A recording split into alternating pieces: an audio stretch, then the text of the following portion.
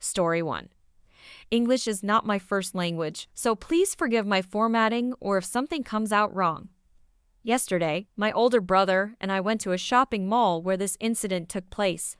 We don't usually go to this place, but since there were a few discounts on items we needed, my older brother decided to check it out. We went into the shop, and as soon as you step in, there is a greeter who welcomes you and asks if you need a trolley or a basket if you end up purchasing many items. My older brother said we needed a trolley, so we took one and started going to the aisle we needed. I was following my older brother, and there was an elderly lady and two other middle-aged ladies straight ahead. The elderly lady asked if she could borrow our trolley. No big deal. My older brother passed our trolley to her and asked me to get another when one of the two middle-aged ladies asked if they could have one too. Okay, no problem. I took 2 trolleys and gave one to the ladies. My older brother and I were ready to go, but we saw a guy that he knew. So my older brother gave me the list and told me to scout the area. He used to be in the military, so scout first, and that he would catch up in a minute. I agreed and started looking for the items, and as soon as I thought I was getting close to the right aisle, the entitled girl appeared. She's probably in her 20s and has the attitude of a rich kid. She grabbed my trolley and started yanking on it. I was caught off guard and pulled my trolley away from her. Here's our conversation. Me, excuse me. Entitled girl, give me that and bring one more. Me, what? Entitled girl, give me the trolley and bring me one more trolley. Me, go get your own. This is my trolley. Entitled girl, are you out of your mind? We have a problem. Give me that trolley and get me one more. She kept yanking on the trolley. By the way, I'm not a big guy. I'm 5 feet 11 inches tall, about 155 pounds. She looks about 5 feet 1 or 2 inches tall, maybe 85 pounds. She's using all her weight and muscles to try to pull the trolley back. That was good forearm exercise for me. At this point, I'm thinking, what in the world is she thinking? We're in a shopping mall, and she's asking for 2 trolleys because she has a problem. What's the problem? Maybe somebody got hurt, and she's trying to put them in the trolley so she can get them to the hospital. Me, get your own. I'm not your servant. Entitled girl, give me that. By this time, my older brother is done talking with his friend and is coming toward me. He made a gesture that said, "What's going on?" And I gestured back, "I don't know." But right there, I got my answer. Entitled girl, you work here. Get another trolley for me. Now I realized she thought I worked there, so I tightened my grip and said, "Me, I don't work here." She loosened her grip, and I thought this might be the end of it, right? Nope. Until this point, she had been pulling the trolley while facing me. Now she turns around and uses all her strength to pull it while screaming, "Let it go!" This time, my older brother has almost reached me. He gestured what looked like, "Just let it go." So I did. All the force she had been using made her fly forward and crash. A few shop employees rushed to her. My older brother looked surprised and said, "What the heck, dude? I didn't notice until I heard the crash." My older brother, maybe we should take baskets. I nodded and left that place until I noticed what actually caused that chaos. The employees were dressed in clothes very similar to what I was wearing, so it must have been confusing. But still, she should have asked if I could bring her the trolleys instead of yanking and screaming. I think this pandemic thing has made people more aggressive because people have been living alone for months without socializing. Story 2. I used to work at a bar. The owner was a difficult person, but he was great to work for. He was a heavy drinker and a great tipper. He had been permanently banned from every other bar in town, which was why he bought the bar. He had a policy. If he was drinking, he wasn't the owner, so if he got out of hand, we could throw him out, but not ban him or call the police on him. Now, I'd also like to add that all he did was sign the checks. He had nothing to do otherwise with the day-to-day operations of the bar other than drinking. One morning, I was opening the bar, and typically the doors are unlocked an hour before we opened, so regulars could come in and drink. They knew the bartender would be cleaning and stocking the bar and would just deal with small wait times to get a drink or refill. The owner came in and didn't want to wait for me to come out of the back, so he went behind the bar and made himself a drink. He then went and sat at the bar and put money on a rubber mat. When I came out of the back with a few cases of beer, I heard a woman going off on someone who I found out was the guy who signs my checks. She was going off about how horrible he was for drinking on the job and refusing to make her a drink. He simply told her he didn't work there and went back to his drink. When she saw me, she immediately started complaining about him, saying she wanted to speak to the owner or manager. Since I was the only one there, I told her she'd have to deal with me. She went on her tirade about him needing to be fired and then demanded a free drink for his rudeness and unwillingness to help her. I told her that wasn't going to happen, as he didn't work there. Then she decided to take it up a notch and said she knew the owner.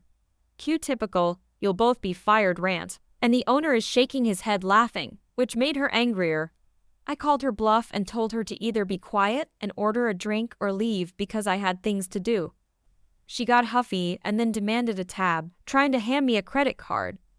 I informed her we were cash only, but she was welcome to go pull money out of the ATM near the bathroom.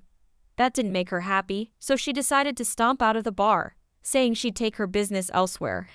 The owner then asked for my keys and promptly locked the door behind her.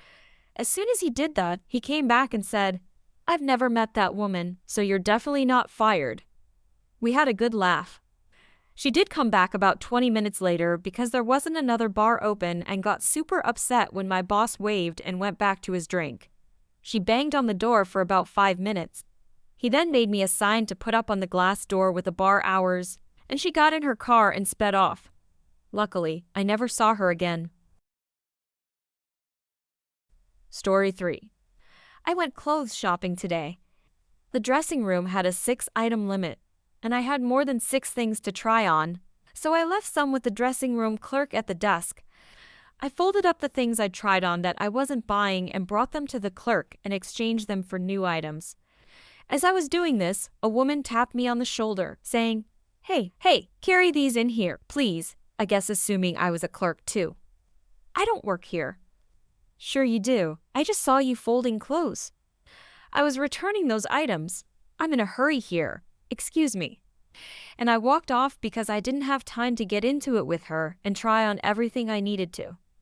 "Hey," she followed me. Thankfully, the desk clerk saw her and went over to help her, so she left me be. I went into the changing room, put on an outfit, and stepped out to see it in the full-length mirror. Bear in mind, I had changed my clothes at this point. I don't know how this didn't make it clear that I was shopping. But she asked, "Can you get this for me in a smaller size?" I pretended not to hear her and rushed back into my dressing room to avoid the confrontation. Apparently, I was in such a hurry that I did not properly latch the door. Because, sliding the dress over my head, I was exposed in the breeze. This woman follows after me and opens the door. I take the dress off and see her staring mouth agape, and she just says, "You really don't work here, do you?" Stunned, but mostly irritated, I reply, "Would I be undressed if I worked here?"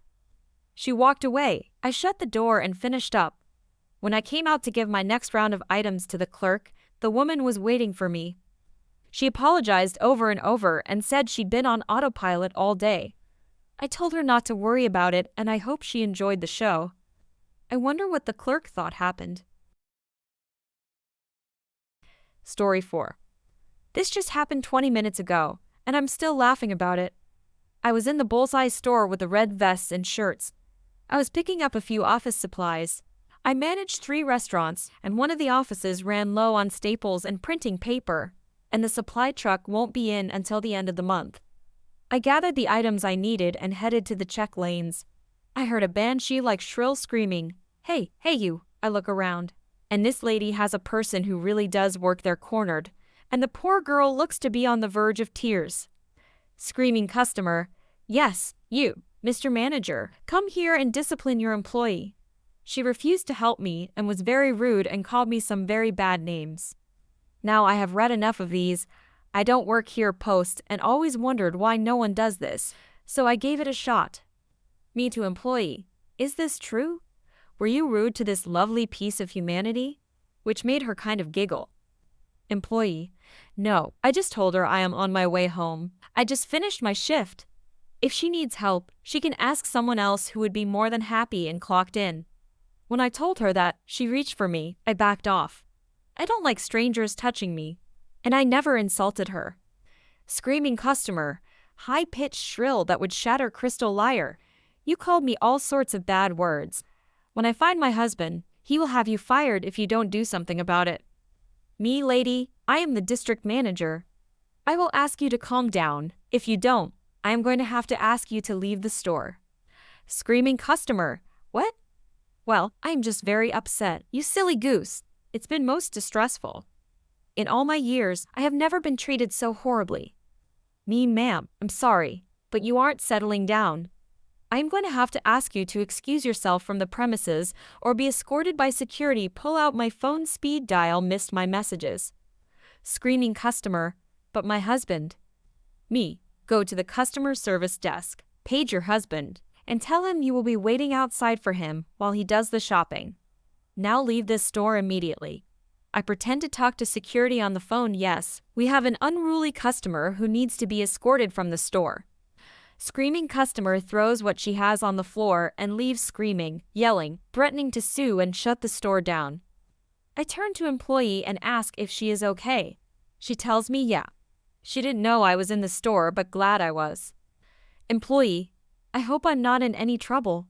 I just worked a double shift and I just want to go home. I'm extremely tired and hungry. Me, nah, you're not in trouble. I don't even work here. After a second or two, it sinks in what I said. An employee begins to laugh uncontrollably. I told her I manage the restaurant up the street, and she is welcome to come in and have a free meal on my dime. As I leave for the restaurant, I walk through the parking lot and see the screaming banshee customer sitting in a pickup truck on her cell phone. I could hear her muffled screams and crying and figure I better get out of here quickly. Employee did come into the restaurant to thank me. I told her the offer for the free meal is still good. She took me up on it, but tipped the server really well even though it was a free meal. We talked and laughed about the banshee, and she laughed even harder when I told her about seeing her sitting in the truck. I told her this is definitely going on the internet. She says she loves these posts and will be looking for it. So, hey Kate, if you're reading this, you are internet famous now. Maybe someone will turn this into a video. Edit. To clarify some confusion, I posted this 20 minutes after she left the restaurant. Story 5. I went to Walmart today with my wife and newborn, looking for a bike for our daughter. To our surprise, the store was not very crowded, but it was still a bit busy as you can all imagine due to the holiday season. We arrived at the bike racks and my wife had the urge to use the bathroom, so I stayed behind trying to determine which one was more fitting for my daughter.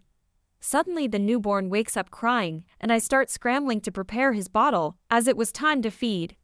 As good of a father as I believe I am, I could not find a single thing in that diaper bag, so the chaos was becoming real very fast. Enter Karen, equipped with high heels, sunglasses, a hat worthy of the Kentucky Derby, and a dress straight out of a romantic scene from an 80s movie. Excuse me, help me get this bike down. Excuse me. I knew she could not be talking to me because I was clearly struggling to open a zipper on a bag while the deafening screams of my baby were driving everyone else away. Excuse me, do you speak English? I took a peek over my shoulder, and wouldn't you know it, Karen was staring directly at me. Are you going to help me? I kept ignoring her and managed to get what I needed out of the bag while my son made his best attempt to break every glass in the store with his high-pitched screams.